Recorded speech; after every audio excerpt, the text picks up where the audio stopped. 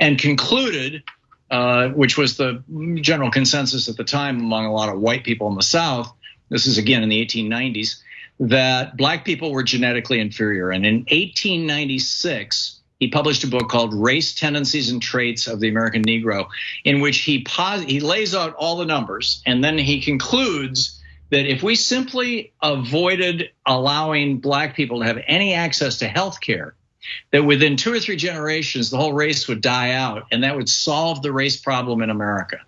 Now, it sounds kind of crazy when I just lay it out like that right now, but this led to a whole bunch of things.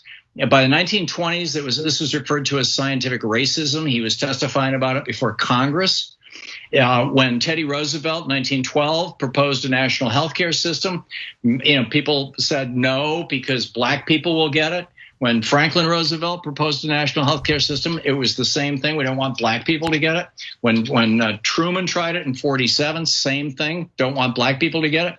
Right up until 1965, Senator Stennis, the Dixiecrats in the South, was quoting Hoffman, who was by then dead, but is still very famous in this field, as saying this, we have to figure out a way to keep black people from using Medicare. This is when they were passing Medicare.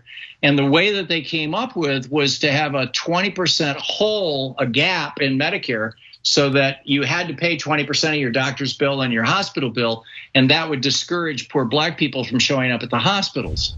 I mean, it was the most shocking thing I discovered, Cenk, when I was doing the research on this book, is that nearly 100% of the reason why the United States is the only country in the world that doesn't define healthcare as a right and doesn't have any sort of national healthcare system to speak of is because of racism.